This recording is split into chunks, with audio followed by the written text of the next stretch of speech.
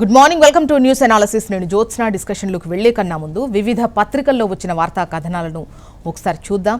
తెలంగాణ వార్తా పేపర్స్ చూసినట్టయితే ముందుగా ఈనాడులో వచ్చిన కథనాలు చూద్దాం.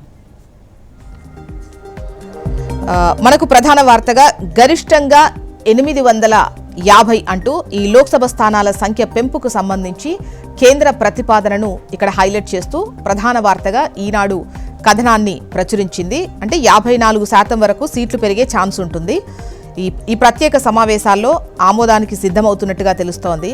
అయితే ఏ రాష్ట్రంలో ఖచ్చితంగా ఎన్ని పెరుగుతాయో తెలిసేది ఆ తర్వాతే, చర్చ తర్వాతే మనకు ఒక ఐడియా వస్తుంది. 2011 జనాభా లెక్కల ప్రాతిపదికగా ఈ సీట్ల పెంపు అనేది ఉండబోతుంది. ఆర్టికల్ 81 సవరణకు బిల్లు, మహిళలకు చట్టసభల్లో 33% రిజర్వేషన్లు అమలు చేయడానికి వీలుగా ఇప్పుడున్న లోక్సభ స్థానాల గరిష్ట సంఖ్య 550ని గరిష్టంగా 850 వరకు పెంచాలని కేంద్ర ప్రభుత్వం ప్రతిపాదించింది. ఇందులో రాష్ట్రాల నుంచి ఎన్నికయ్యే వారి సంఖ్యను 815గా, కేంద్రపాలిత ప్రాంతాల నుంచి ఎన్నికయ్యే వారి సంఖ్యను 35గా పేర్కొంది. ఇందుకోసం రాజ్యాంగంలోని ఆర్టికల్ 81ని సవరించాలని నిర్ణయించింది. దీని ప్రకారం దేశంలో లోక్సభ స్థానాలు 54.54% మేర పెరిగే అవకాశం ఉంటుంది. ఇక మహిళా రిజర్వేషన్లు అమలులోకి వస్తే ప్రజాస్వామ్యం మరింత వికసితం, విధాన నిర్ణయాల్లో మహిళల పాత్రతో వికసిత్ భారత్కు బలం, ప్రధాని మోదీ స్పష్టీకరణ, దేశంలోని మహిళలకు బహిరంగ లేఖ. మరోవైపు దేశాభివృద్ధికి సహకరించే దక్షిణాదికి శిక్ష వేసినట్లే అంటున్నారు సీఎం రేవంత్ రెడ్డి. లోక్సభ సీట్లు 850కి పెంపు వివాదాస్పదం, ప్రోరేటా విధానంలో పెంచితే సమతుల్యానికి ముప్పు, మా రాష్ట్రాలేవి అంగీకరించబోవు, దీనికంటే హైబ్రిడ్ మోడల్ మేలు, విస్తృత చర్చ జరగాలి, ఏకాభిప్రాయంతోనే చేపట్టాలి, సీట్లు పెంచకుండా పునర్విభజన, మహిళా రిజర్వేషన్ అమలు చేస్తే మద్దతు, ప్రధాని మోదీకి సీఎం రేవంత్ రెడ్డి లేఖ. మరోవైపు రాష్ట్రంలో 179కి పెరగనున్న అసెంబ్లీ నియోజకవర్గాలు, కొత్తగా 9 నుంచి 10 లోక్సభ స్థానాలు వస్తాయి. రాజ్యసభ, శాసనమండలి స్థానాల పెంపు లేనట్టే నేడు ఢిల్లీకి సీఎం రేవంత్ రెడ్డి. ఇక మహిళా రిజర్వేషన్లకు సంపూర్ణ మద్దతు అంటున్నారు కేసీఆర్. పునర్విభజన బిల్లు దక్షిణాదికి నష్టం కలిగేలా ఉంటే ఒప్పుకోం, అందులోని అంశాలను బట్టి నిర్ణయం తీసుకుందాం. కేటీఆర్, హరీష్ రావులతో బీఆర్ఎస్ అధినేత కేసీఆర్. ఇక అసెంబ్లీ సీట్లన్నీ హైదరాబాద్, రంగారెడ్డి జిల్లాల్లోనే పెంచేస్తారా? ఆదిలాబాద్, ఖమ్మంలలో తగ్గిస్తారా? చేతనైతే సమర్థించండి, లేదంటే మౌనంగా ఉండండి. సీఎం రేవంత్ రెడ్డి హైబ్రిడ్ ప్రతిపాదనపై కేంద్ర మంత్రి కిషన్ రెడ్డి మండిపాటు. ఇక బీహార్లో బీజేపీ తొలి సీఎం సామ్రాట్ చౌదరి నేడు ప్రమాణం చేయనున్న కమల నేత. హర్ముజ్ ద్వైపాక్షిక ఒప్పందాలపై చర్చ, ప్రధాని మోదీకి ట్రంప్ ఫోన్, ఇద్దరు నేతల మధ్య 40 నిమిషాల పాటు సంభాషణ. నెక్స్ట్ ఆంధ్రజ్యోతి. ఇక్కడ కూడా మనకు ప్రధాన వార్తగా లోక్సభ స్థానాల పెంపుకు సంబంధించే వార్తను హైలైట్ చేస్తూ కేంద్రం ప్రతిపాదించినట్టుగా 850 స్థానాల వరకు గరిష్టంగా పెరిగేటువంటి అవకాశం ఉంటుంది అని చెప్పేసి ఈ వార్తనిచ్చారు. ఇక తెలంగాణలో 25, యూపీలో 120 కేంద్ర ప్రతిపాదిత నమూనా ప్రకారం పెరిగే లోక్సభ సీట్లివి. రేవంత్ నమూనాతో తెలంగాణకు 28 నుంచి 32, యూపీలో 100 నుంచి 110. జనాభాతో పాటు అభివృద్ధి, పన్నుల వాటాను తీసుకోవాలంటున్న సీఎం. 2 రోజుల్లో మళ్లీ చర్చలు. ఏదైతే మొన్న ఇస్లామాబాద్ వేదికగా ఇరాన్, అమెరికా మధ్య చర్చలు విఫలమైన విషయం మనకు తెలిసిందే. సో మళ్లీ చర్చలు జరగబోతున్నాయి. శుక్ర, శని, ఆదివారాల్లో ఈ చర్చలు ఉండేటువంటి అవకాశం ఉంది. సో ఆ వార్తని ఇక్కడ హైలైట్ చేశారు. పర్యాటక గుట్టలు, మొన్నటిదాకా మావోయిస్టులకు కంచుకోటగా కర్రెగుట్టలు పర్యాటక ప్రాంతంగా అభివృద్ధి చేసేందుకు ప్రణాళికలు, ఛత్తీస్గఢ్ సరిహద్దుల్లోని అడవులపై ప్రభుత్వం దృష్టి. మరోవైపు ఠారెత్తించిన ఎండ, రాష్ట్రంలో నిప్పులు చెరిగిన సూర్యుడు, వేడి వడగాల్పులకు విలవిల్లాడిన జనం. 23 జిల్లాల్లో 42 డిగ్రీలపైనే ఉష్ణోగ్రత. నేడు రేపు కొనసాగనున్న వడగాలులు. ఎండల్లో ఓ చల్లని బీరంటూ గతేడాదితో పోలిస్తే జనవరి నుంచే భారీగా పెరిగిన బీరమ్మకాలు. నిరుటి కన్నా ఈ మార్చిలో 22% పెరిగిందట. ప్రమాదంలో ఆహార నాణ్యత, రాష్ట్రంలో 1.4 లక్షల ఫుడ్ బిజినెస్ ఆపరేటర్లు, తనిఖీలకు సరిపోని ఆహార భద్రతా సిబ్బంది. నిబంధనల మేర ప్రతి 1000కి ఒక ఎఫ్ఎస్ఓ అవసరం. మంజూరైన పోస్టులు 81, ఉన్న సిబ్బంది 44 మందే. మరో 100 మంది అవసరమని నిపుణుల సూచన. కల్తీ ఆహారంతో దెబ్బతింటున్న ప్రజల ఆరోగ్యం. అరకొర సిబ్బందితోనే తనిఖీలు పెంచిన అధికారులు. నెక్స్ట్ నమస్తే తెలంగాణ.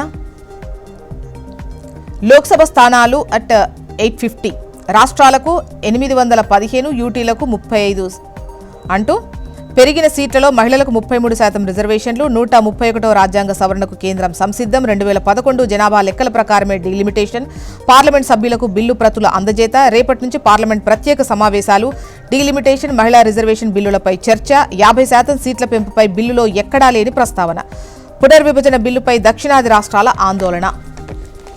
ఇక బీఆర్ఎస్ది భూరక్షణ, కాంగ్రెస్ది భక్షణ, హస్తం హయాంలోనే నాదర్గుల్ భూముల చెర అంటూ ఈ వార్తనిచ్చారు.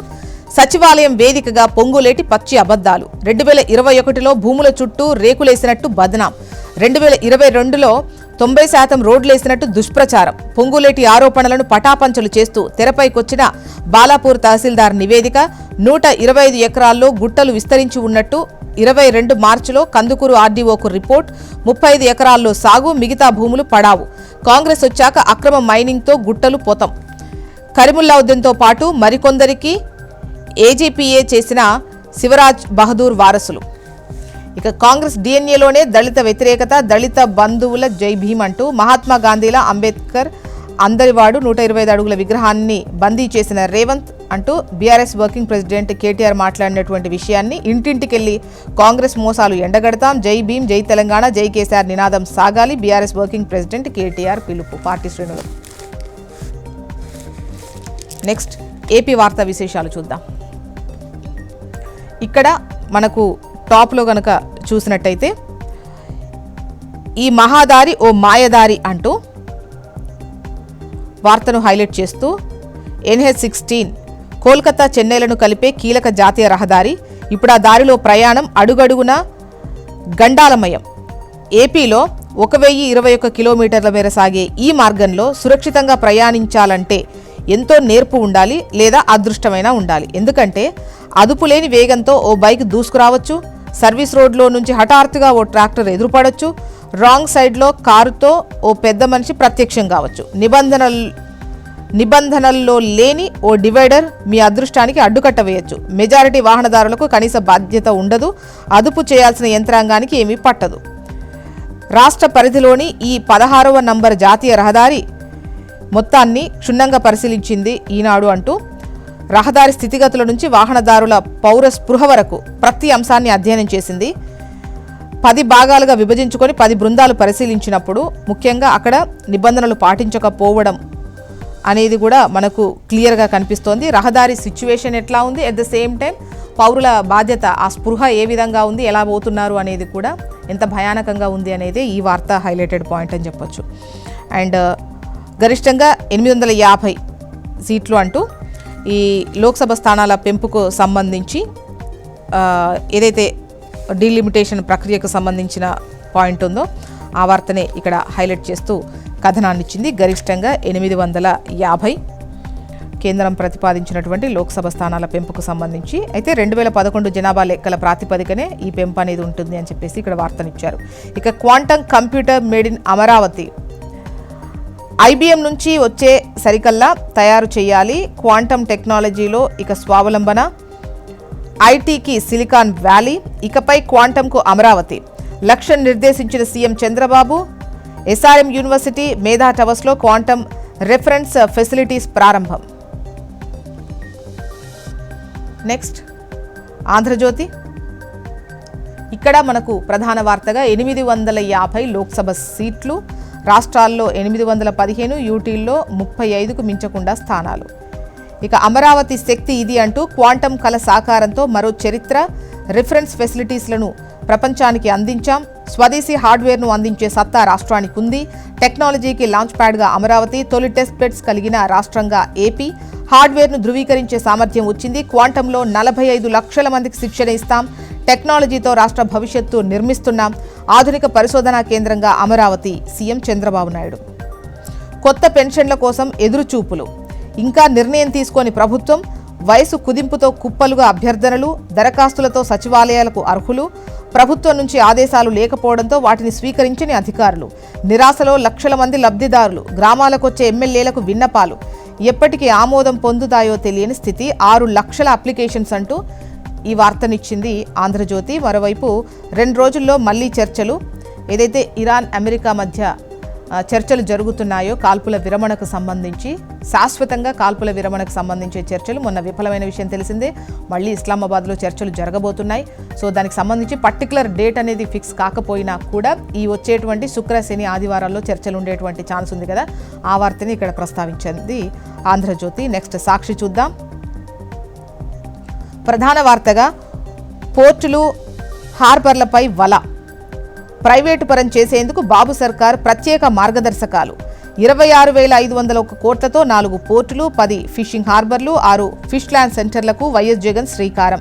వైఎస్ఆర్సీపీ హయాంలో పరుగులు పెట్టిన తీర ప్రాంత అభివృద్ధి. చంద్రబాబు అధికారంలోకి రాగానే జువలదిన్న ఫిషింగ్ హార్బర్లలో 30 ఎకరాలు సాగర్ డిఫెన్స్కు కేటాయింపు. మచిలీపట్నం హార్బర్ వద్ద షిప్ బిల్డింగ్ యూనిట్కు టెండర్లు అంటూ ఈ వార్తనిచ్చారు.